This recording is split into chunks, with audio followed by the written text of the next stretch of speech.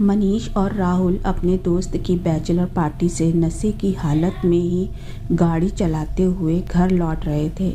काफ़ी रात हो चुकी थी और सड़क एकदम सुनसान थी। मनीष गाड़ी चला रहा था। वो दोनों गाने गाते गाते सफ़र तय कर रहे थे। अचानक से मनीष ने गाड़ी रोक दी। क्या हुआ भाई, घर आ गया क्या? राहुल ने मनीष से लड़खड़ाती ज़बान में कहा। अरे यार नहीं, लड़की आ गई, मनीष ने मुस्कुराते हुए राहुल से कहा। तभी बाहर से उस लड़की ने कांच खटखटाया और मनीष ने गाड़ी का कांच नीचे करते हुए बाहर की तरफ देखा। एक्सक्यूज़ मी, क्या आप मुझे लिफ्ट देंगे? लड़की ने एक बड़ी प्यारी सी मुस्कुराहट के साथ कहा, जिसे सुनकर दोनों मना ना कर सके।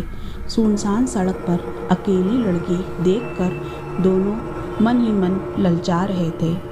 मनीष के हाँ कहने पर वह लड़की भी तुरंत गाड़ी में आकर बैठ गई।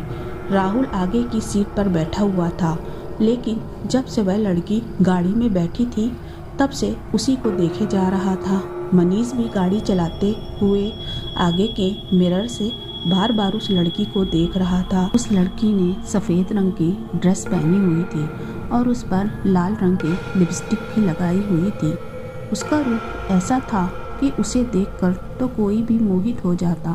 ये दोनों भी उस पर लट्टू हो गए थे। यार क्या मस्त आइटम है ना भाई। अभी बैचलर पार्टी में मिली हसीनाओं का रंग उतरा भी नहीं था कि हमें ये मिल गई। राहुल ने मनीष की तरफ झुककर उसके कान में कहा। सही कह रहे हो भाई, इसे देखकर तो दुनिया की सारी लड़कियां फीकी लग रही हैं मुझे तो। मनीष ने भी राहुल की बात सुनने पर अपनी ये राय दी। ये तुम दोनों क्या बातें कर रहे हो? लड़की ने पीछे से रहस्यमयी मुस्कान के साथ कहा। अरे कुछ नहीं, हम तो ये कहना चाहते थे कि तुम सॉरी आप इतनी रात को यहाँ क्या कर रही थी? नशे में ही। लेकिन बात को पलटते हुए राहुल ने कहा, मैं तो घर ही जा रही थी। वैसे तुम दोनों मुझे तुम कह सकते हो। ऐसा कहते हुए फिर से उसने उसी रहस्यमयी मुस्कुराहट के साथ राहुल की तरफ देखा। नाम क्या है तुम्हारा और कहाँ रहती हो? मनीष ने उस लड़की से पूछा। मेरा नाम मनीषा है, मैं राजनगर में प्लॉट नंबर 105 में रहती हूँ। उस लड़की ने मनीष के सवाल का जवाब देते हुए कहा।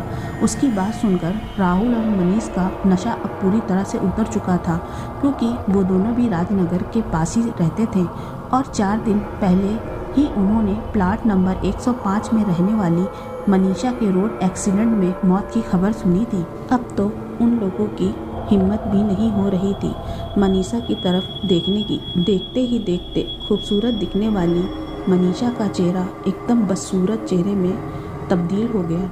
वह जोर जोर से हंसते हुए कहने लगी, शराब पीकर गाड़ी चलाओगे? बोलो चलाओगे? तुम जैसे लोगों की वजह से ही हम जैसे मासूम लोगों की बलि चढ़ती है, लेकिन इस बार तुम्हारी बलि चढ़ेगी। उसकी बात सुनते ही मनीष ने गाड़ी को ब्रेक मारा, लेकिन ब्रेक लगा ही नहीं। उसने बार बार कोशिश की, मगर सब कोशिश बेकार गई और अगले ही पल उनकी गाड़ी रोड से उतरकर एक पेड़ में जा टकराई और दोनों की जगह पर ही मौत हो गई।